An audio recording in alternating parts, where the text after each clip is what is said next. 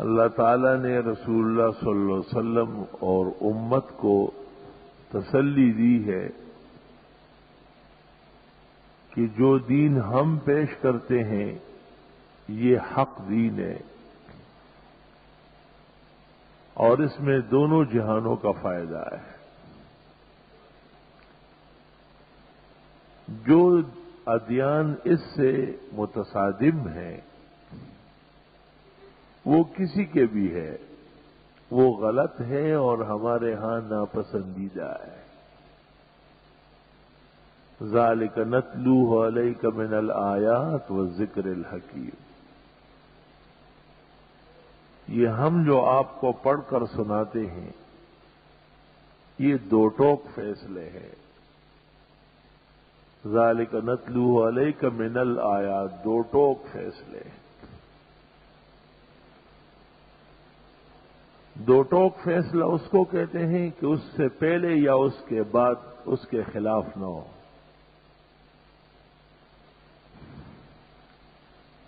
اور کلام ناسخ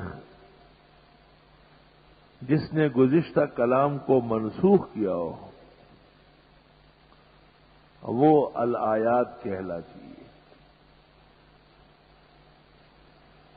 آیات آیتن کی جمع ہے اور یہ نشانی کو کہتے ہیں۔ نشانی کسی ایسی چیز کی ہوتی ہے جس کی آدمی کو تلاش ہوتی ہے۔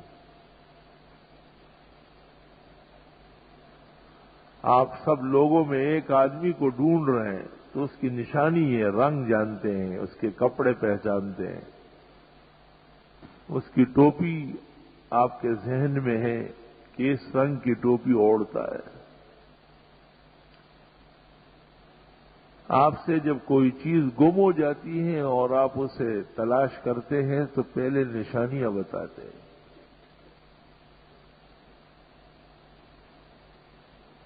کسی شخص کا مکان یا اس کا مقام معلوم کرنا ہو تو آپ اس کی نشانی بتاتے ہیں کہ یار اس نام کا آدمی ہے اور اس نمبر بلاک میں رہتا تھا اور فلاں جگہ اس کا کارخانہ تھا اور فلاں جگہ اس کا دفتر آتا جاتا تھا، وہ آج کل کہاں ہے۔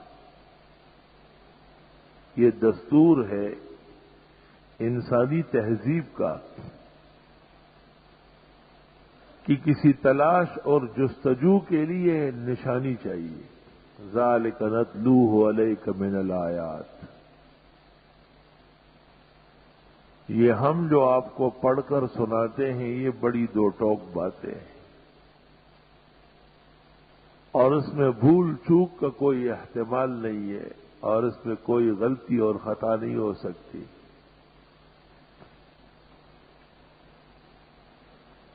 دو ٹوک فیصلہ دو قسم کا ہوتا ہے۔ کبھی ایک دو ٹوک فیصلہ ایسا بھی وارد ہوتا ہے کہ اس کا ماننا انسان کے لیے بڑا دشوار ہوتا ہے لیکن ماننا پڑتا ہے۔ ایک شخص کے قرض آپ کے اوپر ہے اور آپ نہیں دے رہے تھے اور 10 آدمی بیٹھ گئے، انہوں نے فیصلہ کیا کہ آج دینا ہے، آپ مجبور ہیں، گھر بیچے یا مکان بیچے یا کوئی پلاٹ بیچے یا سونا اور چاندی نکالے، لیکن اس کا قرضہ آج فیصلے سے مجبور ہو کے دینا ہے۔ یہ بھی دو ٹوک فیصلہ ہو گیا۔ ایک شخص نے چوری کی تھی اور چوری ثابت ہو گئی اور شرعی آئین نافذ تھا، تو فیصلہ ہو گیا کہ بھئی اس کا ہاتھ کاٹا جائے۔ دو ٹوک فیصلہ ہے، وہ رضامند ہے یا نہیں ہے، فیصلہ ہو چکا ہے۔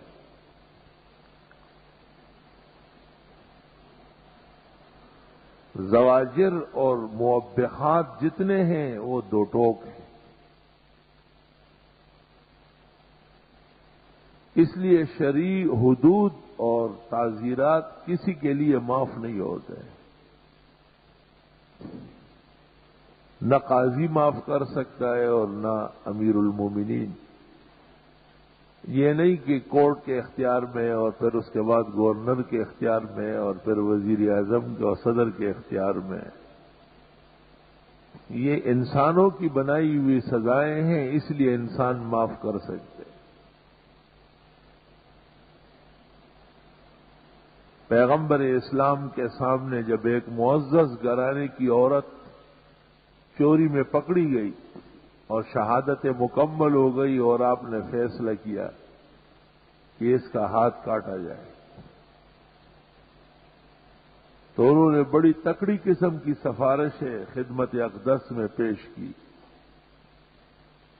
اور قبائل کی طرف سے بہت بڑے بھاری بر کے عزت کے پیشکش کیے گئے اور اس سزا نافذ نہ کرنے کی بڑی حکمتیں بیان کی، لیکن آپ نے ارشاد فرمایا، آپ نے دو باتیں کہی۔ ایک بات آپ نے یہ فرمائی کہ گزشتہ امتیں اس وقت تباہ ہو گئی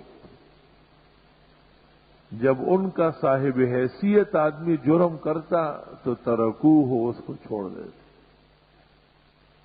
اور جب بے حیثیت آدمی جرم کا مرتکب ہوتا تو اخذوہ ہو، اس پر نافذ کر دیتے۔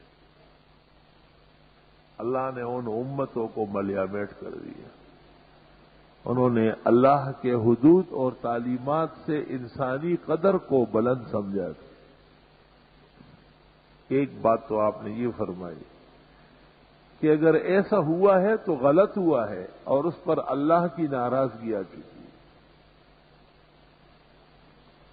دوسری بات آپ نے یہ ارشاد فرمائی، لو فاطمہ بنت محمد صلی اللہ علیہ وسلم ورضی اللہ عنہا لو سرقت اعاذها اللہ منہ لقطعت یدہ، کہ یہ تو فاطمہ مخزومیہ ہے، اگر اس کے بجائے میری فاطمہ محمد ہوتی اور جرم یہ ثابت ہو جاتا تو میں اس کا بھی ہاتھ کٹا دیتا، بچ نہیں سکتی تھی۔ آئین اس وقت قانون کی حیثیت رکھتا ہے جب اس میں زور موجود ہوتا ہے، دو ٹوک فیصلے ہوتے ہیں شرعی کے۔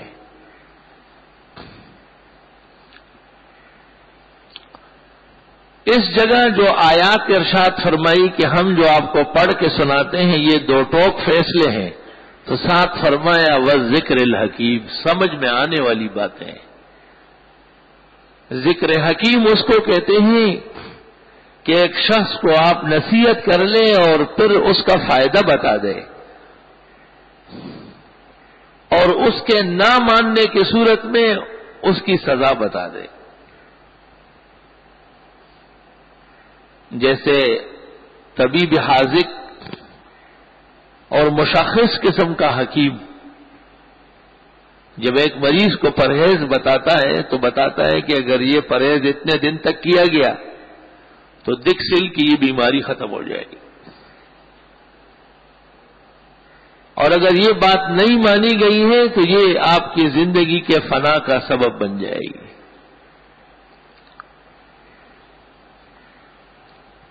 اس کو ذکر حکیم کہتے ہیں۔ ماں بچے کو روکتی ہے کہ سخت بارش اور جھاڑا ہے باہر مت نکلو، تو جب وہ نہیں مانتا ہے تو اس کو پھر راضی کرتی ہے کہ نمونیا ہو جائے گا، سخت سردی لگ جائے گی، بیمار پڑ جاؤ گے۔ جب وہ اس پر بھی رضامند نہیں ہوتا تو پھر اس کو سویٹر اوڑھاتی ہے اور گرم کپڑے پہناتی ہے، چادر اور دستانے اور جرابے اور بوٹ کساتی ہے۔ چل اب ذکر حکیم ہے نا، ایک حکیمانہ طریقہ کار ہے۔ حکیمانہ طریقہ کار اس کو کہتے ہیں کہ جس میں اس شخص کے فائدے کا پورا لحاظ کیا گیا ہو اور اس کو نقصان سے ہر طرح بچایا گیا ہو، اس کو ذکر حکیم کہتے ہیں۔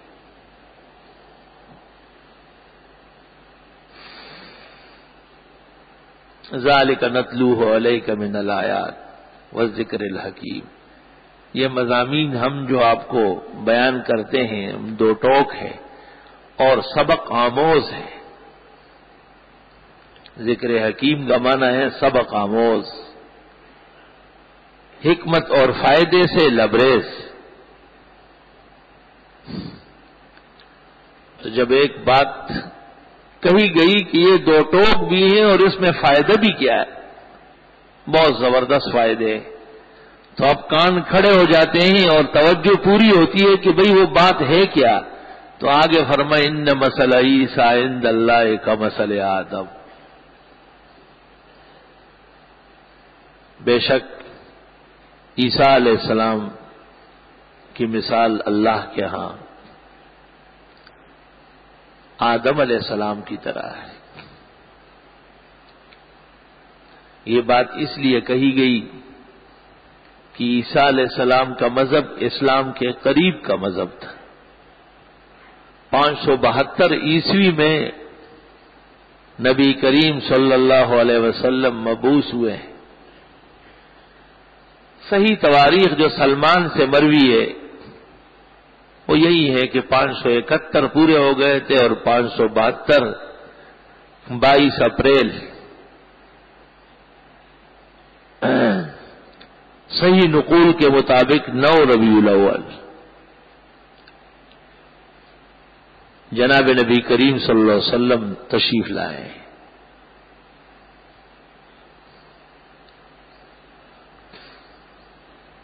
عیسیٰ علیہ السلام بڑے معجزات کے پیغمبر تھے۔ حضرت عیسیٰ کا وجود معجزہ تھا، بغیر مس بشر کے بطن مریم سے پیدا ہوئے، نفخ جبریل سے۔ کلمتہ القاہا الی مریم وروح منہ، اللہ کا ایک کلمہ تھا جو مریم کے پاس بھیجا ہے اور اللہ تعالی نے اپنے خاص قدرت سے اس کی روح پیدا فرمائی۔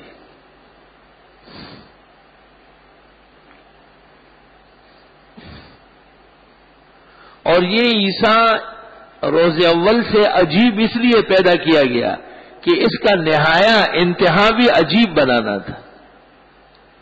بدایہ عیسیٰ دلیل ہے نہایہ عیسیٰ کے لیے۔ قرآن کریم نے زیادہ توجہ اس بات پر دی کہ عیسائیوں کو سمجھائے۔ عیسائیوں کے نہ سمجھنے کی وجہ 2-3 بن گئی تھی۔ ان میں ایک بات بڑی عجیب یہ تھی کہ وہ کہتے تھے کہ عیسیٰ بغیر باپ کے پیدا ہوئے ہیں۔ اب اگر وہ خدا کے بھی بیٹے نہیں ہیں تو اس کا باپ کون ہے؟ یہ ان کے خیال میں ایک بڑا اونچا علمی اعتراض تھا۔ اور نجران کا وفد جو سن 9 ہجری میں نبی کریم صلی اللہ علیہ وسلم کی خدمت میں آیا اور ان کی گفتگو نے مناظرے کی شکل اختیار کی اور اس کے جواب میں ابن عباس کے قول کے مطابق سورۃ آل عمران کی ابتدائی 87 آیات نازل ہوئی۔ وہ سوال کرتے تھے اور جبریل آیت پڑھتا تھا اور وہ جواب ہوتا تھا۔ جب انہوں نے یہ بات کہی کہ کوئی ایسا شخص آپ کو معلوم ہے کہ جو بغیر باپ کے پیدا ہوا ہو، تو حضرت نبی کریم صلی اللہ علیہ وسلم نے یہ آیت پڑھی کہ ابھی جبریل آئے اور یہ آیت سنا رہا ہے کہ ان مثل عیسیٰ عند اللہ کمثل آدم۔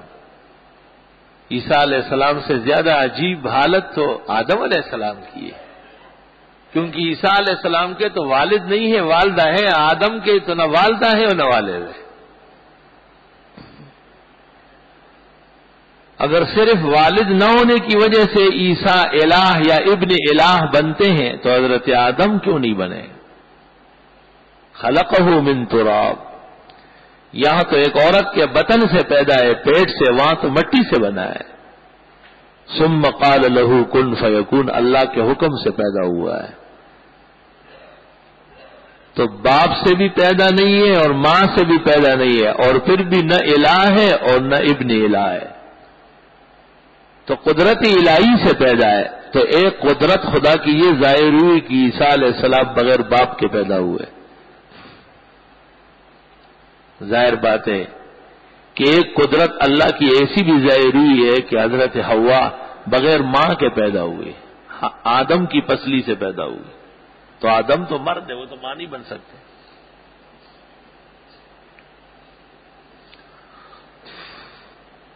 ان مثل عیسیٰ عند اللہ کمثل آدم۔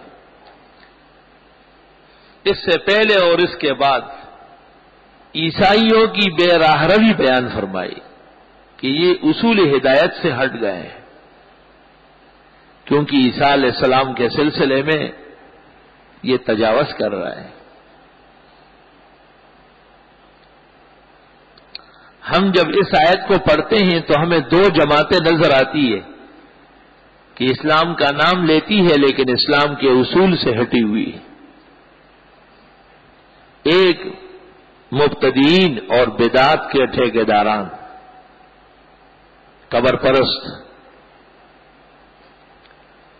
غیر اللہ سے مانگنے والے اور قبروں کے پجاری۔ اللہ، یہ آیت جب نازل ہوئی کہ حضرت عیسیٰ کی حالت جاننے کے لیے حضرت آدم کی حالت جان لو، اس کو بھی تو اللہ نے مٹی سے پیدا کیا ہے۔ کیا ہمارے زمانے کے بدعتی، قبر پرست، ڈکوسلہ باز وہ اس کو سمجھنا چاہتے ہیں؟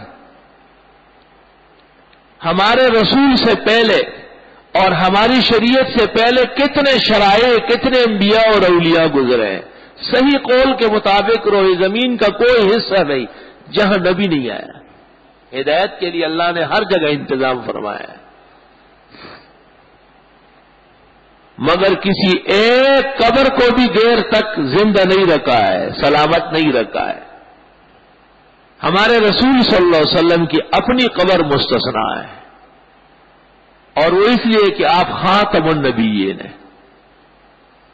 قیامت تک آپ کے بعد کوئی نیا نبی آنے والا نہیں تھا، تو آپ کی آخری یادگار بھی برقرار ہے۔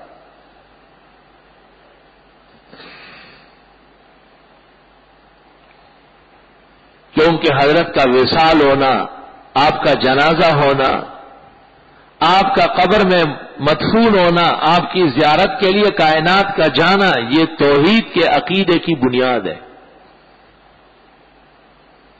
آپ تشریف لائیں اور تشریف لے گئے، آپ کا جنازہ پڑھا گیا۔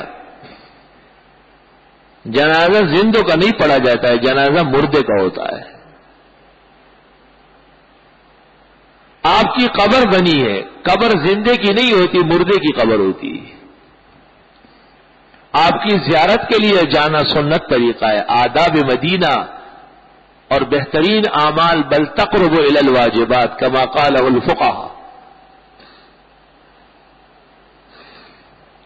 تاکہ دنیا آئے اور اپنے لیے یہاں اللہ سے خیر مانگے اور سمجھے کہ سب سے بڑی قبر قبور کی سردار، آسمان کے نیچے زمین کے اوپر مبارک ٹکڑا، وہاں پر بھی ان سے مانگنے کی اجازت نہیں ہے۔ ہاں، سنت کے مطابق یہ درخواست کہ قیامت کے دن آپ میری شفاعت فرمائیں، ہم یہاں بھی درخواست کرتے ہیں اور وہاں بھی، وہاں خطاب کے صیغے کے ساتھ، کیونکہ عند القبر سما ثابت ہے۔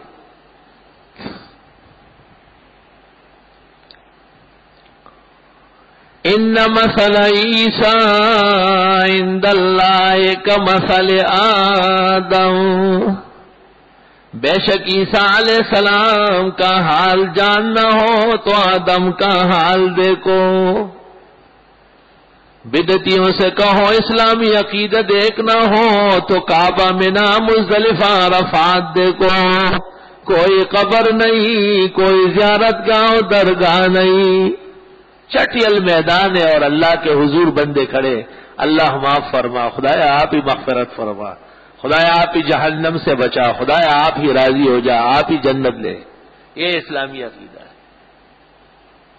ایک ہی صف میں کھڑے ہو گئے محمود و ایاز، نہ کوئی بندہ رہا نہ کوئی بندہ نواز۔ بادشاہ بھی اللہ سے مانگ رہا ہے، غلام بھی ایک اللہ سے مانگ رہا ہے، سب کو دینے والا صرف ایک اللہ۔ ان مثل عیسیٰ عند اللہ کمثل آدم خلقه من تراب ثم قال له كن فيكون۔ اصل تو ایمان اور عقیدہ جاننا تھا. جب اس کے جاننے میں کمی کوتاہی پیش آئی تو قبر پرستوں کے شکار ہو کر کے قبروں کو مشکل کشا و حاجت روا مانگنا بھی شروع ہو گیا، اور لوگوں کے تعزیوں میں اور برسیوں میں اور ماتمی جلوسوں میں اور محفلوں میں حاضری بھی شروع ہو گئی. اپنے من میں ڈوب کر پا جا سراغے زندگی، تو دعا میرا نہیں بنتا نہ بن اپنا تو بن. یہ تو اسلامی عقیدہ ہے کہ کسی کی موت پر واویلا کرنا، کسی کی شہادت پر لوگوں کو ایذا پہنچانا، یہ اسلام کی تعلیمات کے سراسر خلاف ہے.